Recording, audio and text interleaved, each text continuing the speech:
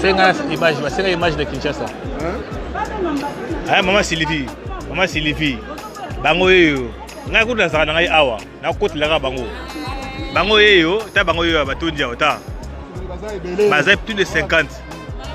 Congolais. Ah, maman Sylvie bongo. Yo za journaliste. Le bela bango. Bango yo. C'est le Sylvie. Pardon? Journaliste. Bazai belé awa donc. Bazana bien bango mais. Moi bazonga te Paris le gouvernement congolais. Balobi ba congolais ne ba kangi ni frontière kuna donc moi va voler qui a été. Donc s'il y a moyen que le gouvernement du Congo et bengi awa, il y aura il peut y avoir un vol. Va kende.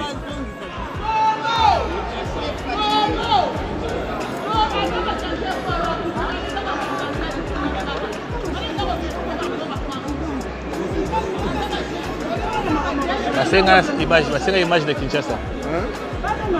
Ah, maman Sylvie. Maman Sylvie. Bango yo. Nga kuda sa ngai awa. Na kotlaka bango. Bango yo, ta bango yo batondi ota. Bazai plus de 50. Congolais. Ah, maman Sylvie bongo. Yo za journaliste. Le bela bango. Bango yo. C'est le Sylvie. Pardon? Journaliste. Bazai belé awa donc. Bazana bien bango mais. Moi bazonga te Paris le gouvernement congolais. Balobi ba congolais ne ba kangi ni frontière kuna donc moi va voler qui a été. Donc s'il y a moyen que le gouvernement du Congo et bengi awa, il peut y avoir un vol. Va kende.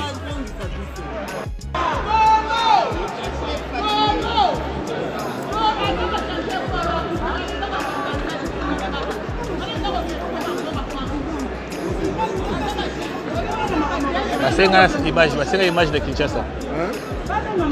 Ah, maman Sylvie. Maman Sylvie. Bango yo. Nga kuda sa ngai awa. Na kotlaka bango. Bango yo, ta bango yo batondi ota. Bazai plus de 50. Congolais. Ah, maman Sylvie bongo. Yo za journaliste. Le bela bango. Bango yo. C'est le Sylvie. Pardon?